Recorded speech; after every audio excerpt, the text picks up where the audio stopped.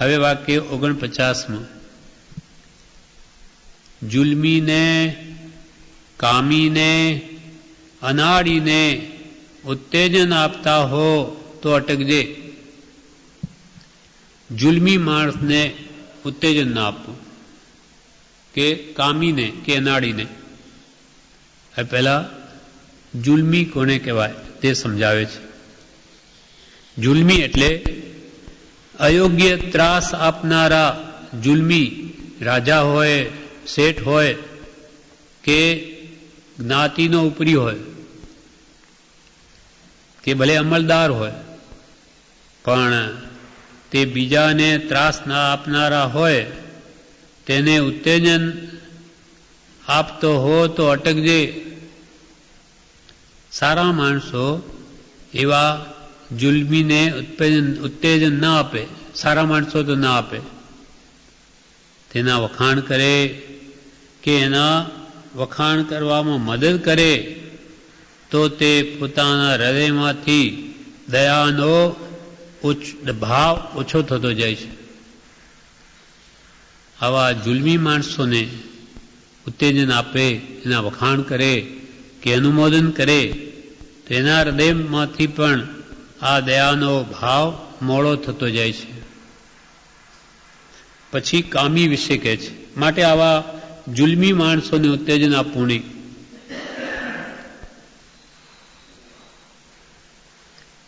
હવે કામી વિશે કહે, જેમ જુલ્મી માણસ વિવેક વગરનો આંધળો હોય છે, બીજાનું સુખ તે જોઈ શકતો નથી, બીજાને સુખ થાય તે જોવાની તેને આંખ નથી, કોને? જુલ્મી માણસને. તેમ કામી પણ વિષયને લઈને આંધળો થાય છે. તેમ કામી પુરુષ પણ આ 5 ઇંચના વિષયને લઈને આંધળો બની જાય છે. હિત અહિત વિચારી શકતો નથી. પોતાના આત્માનું સમહિત છે કે સમ અહિત છે એ પણ તે વિચારી શકતો નથી. હિત અહિત વિચારી શકતો નથી. પોતાને કેટલું નુકસાન થશે એનો વિચાર એને આવતો નથી, કે મને આમાં કેટલું નુકસાન થશે આ જૂઠ બોલવાથી, એનો વિચાર એને પણ આવતો નથી. એના સગાવાલાઓને આનું પાપ પ્રગટ થતા, એટલે પોતાને કેટલું નુકસાન થશે એ વિચારી નથી શકતો, અને સામા વ્યક્તિને આખી જિંદગીનું કલંક ચડશે તેનો પણ એને ખ્યાલ આવતો નથી. કામીને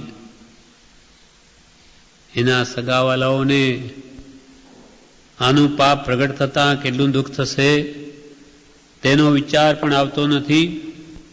એક તાત્કાલિક વૃત્તિ પોષવાને માટે તે આંધળો બની જાય છે. પોતાના મરણને પણ તે ગણતો નથી. તો પછી બીજા ભાવમાં દુર્ગતિમાં જવું પડે તેનો વિચાર કામીને ક્યાંથી આવે? એવા જીવની સોબતથી અથવા એને મદદ કરવાથી સદાચારની હાનિ થાય છે. એટલે જુલ્મી માણસને ઉત્તેજન આપવું નહીં, તેમ કામીને પણ ઉત્તેજન આપવું નહીં. હવે ત્રીજો, અનાડી માણસ. અનાડી એટલે બુદ્ધિ વગરનો માણસ. અન્યાય કે દુરાચાર કરતો હોય, જે બધું જ ખોટું કરતો હોય, બધું જ ખોટું કરતો હોવા છતાં એને લજ્જા હોતી નથી અનાડીને. એટલે બધું જ ખોટું કરવા છતાં પણ એને કોઈ એના શરમ આવતી નથી. એવા માણસને સુધરવાનો બહુ જ ઓછો અવકાશ છે. એને ઉત્તેજન આપવું તે વાંદરાને દારૂ પાવા જેવું છે. પોતાને ઉત્તેજન આપનારને પણ અનાડી નુકસાન કરી બેસે. પોતાને ઉત્તેજન આપનારને પણ જે ઉત્તેજન એને આપે તેને પણ આવો અનાડી માણસ નુકસાન કરી બેસે. જગતમાં અન્યાય ટકે છે તેનું કારણ અન્યાયને ઉત્તેજન આપનારા બીજા હોય છે. આ જગતમાં અન્યાય કેવી રીતે ચાલે? તો કે અન્યાયને પોષણ આપનારા હોય છે આ જગતમાં. જેમ કે એક વાત કરી દ્રષ્ટાંતિ, જેમ કોઈ માણસ ચોરી કરતો હોય તેને કોઈ અમલદાર એટલે પોલીસના ઉપરી જે પકડનાર હોય તેની જો મદદ મળતી હોય તો તે દેશમાં ચોરી બંધ થાય નહીં.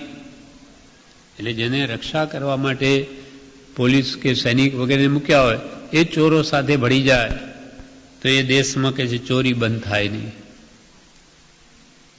કેમ કે ચોરી બંધ કરાવનાર જ જ્યારે મદદ કરતા હોય, તેથી તેમ જુલ્મીને, કામીને અને અનાડીને મદદ આપનારા મોટા ગણાતા ભલે માણસો હોય તો પણ આ ત્રણેય જાતના માણસો લોકોને નિરંકુશ પડે પીડે છે. કોણ? જુલ્મી, કામી અને અનાડી.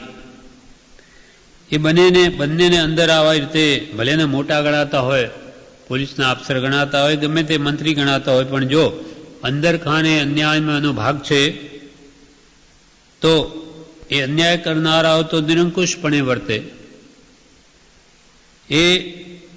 એ લોકો પાપ કરે તેનો ભાગ ઉત્તેજન આપનારને પણ મળે છે. એટલે એ લોકો પાપ કરે તેનો ભાગ ભલે ઉત્તેજન આપે એને પણ મળે, ભલે કંઈ કરતો નથી પણ અંદર ખાને તો ના હાથ છે.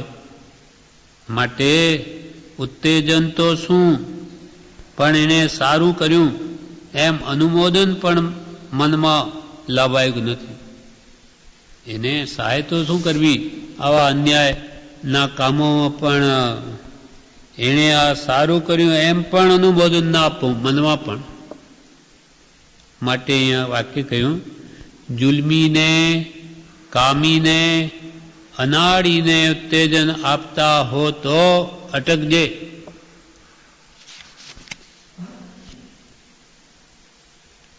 એમ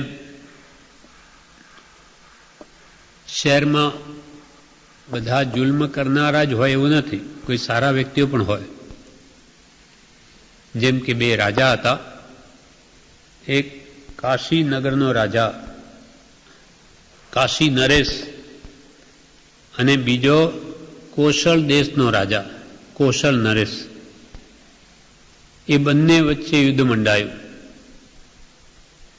કોશલ દેશનો રાજા એ બહુ જ દયાળુ, પ્રજા પ્રત્યે અત્યંત જેને પ્રેમ છે, પોતાની પ્રજાને બહુ જ સુખી રાખે, કોઈ રીતે એમને દુઃખી ન થવા દે. તેના રાજ્યમાં પ્રજા બહુ સુખી છે. હવે ત્યાં કાશી નગરના રાજાએ ચડાઈ કરીને આ કોશલ નરેશને જીતી લીધો. હવે કોશલ નરેશ તો ત્યાંથી વેશ બદલી પ્રાણ બચાવવા ત્યાંથી ભાગી છૂટ્યો રાજ્ય છોડીને. અને આજે કાશી નરેશે જેને આ રાજ્ય જીત્યું એણે એવો હુકમ બહાર પાડ્યો કે જે કોશલ રાજાને મારીને લાવશે એને 5,000 રૂપિયા ઇનામમાં આવશે. એનું માથું કાપીને જે આપશે એને 5,000 રૂપિયા આપવામાં આવશે. એટલે હવે કોશલ નરેશનો રાજા તો અહીંયા ત્યાં ફરે છે, એને ખબર છે કે આ પ્રમાણે રાજાએ ફરમાન કાઢ્યું છે, છતાં પણ એને પોતાના પ્રજા પ્રત્યે અત્યંત પ્રેમ છે. એટલે બીજે છુપે વેશે આવી ને મારી પ્રજા સુખી છે કે નથી દુઃખી એમ જોયા કરે છે. એક દિવસે એક ખેડૂતને એને વધારે દુઃખી જોઈને એને પૂછ્યું કે કેમ છે તને? તો કે હવે શું કહીએ, અમારે તો દુઃખના દાડા આવ્યા. અમારા જે આ નરેશ રાજા હતા, કોશલ નરેશ, એ તો કે ક્યાંય જતા રહ્યા. આ રાજ્ય કાશી નરેશના હાથમાં આવ્યું એ તો અમને બહુ પીડે છે, ટેક્સ નાખે, બધી રીતે બહુ હેરાન કરે છે. એના કરતો હતો કે ભગવાન અમને લઈ લે તો બહુ સારું. તેને બહુ દુઃખ થયું કે આવી રીતે આ ખેડૂતો આટલા દુઃખી. એ ખેડૂતનું જોઈને અને આ વાત સાંભળી એના મનમાં ઘણું જ દુઃખ થયું, કેમ કે પ્રજા વત્સલ હતો. હવે એની પાસે તો બીજું કંઈ આપવાનું છે નહીં. પણ એને વાક્ય યાદ આવ્યું કે રાજાએ કીધું છે કે જે કૌશલ નરેશનું માથું કાપીને લાવે તેને 5,000 રૂપિયા મળે. એટલે ગરીબની, ખેડૂતની અત્યંત સ્થિતિ ખરાબ જોઈ અને કૌશલ નરેશ પોતે જ, જે હમણાં સંન્યાસીના વેશમાં છે, એ સીધો જ રાજા પાસે ગયો, કાશી નરેશ પાસે, અને કહ્યું કે તમને જે કૌશલ નરેશના રાજાનું માથું કાપીને લાવે તેને 5,000 તમે રૂપિયા આપશો એમ તમે કહ્યું છે? તો કે આ મેં કહ્યું છે, જે માથું કાપીને લાવે એને 5,000 રૂપિયા આપીશ. ત્યારે શું કે છે કે આ પ્રજા તમારા રાજ્યમાં બહુ દુઃખી છે. આ પ્રજા મારી છે, મેં એને પાળી પોષીને મોટી કીધી છે. આજે મારાથી આ પ્રજાનું દુઃખ સહન થતું નથી.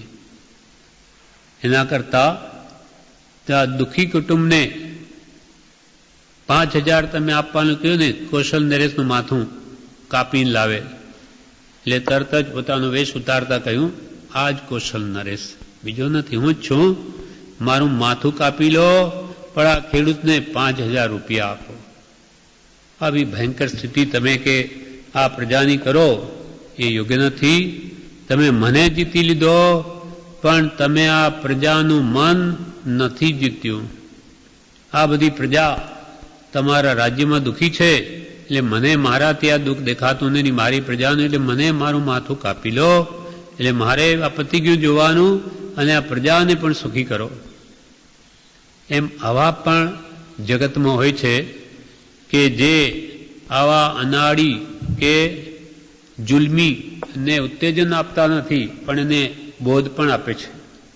એમ એ કૃપાલદેવ કહે છે, જુલ્મીને, કામીને, અનાળીને ઉત્તેજન આપતા હો તો અટકજે.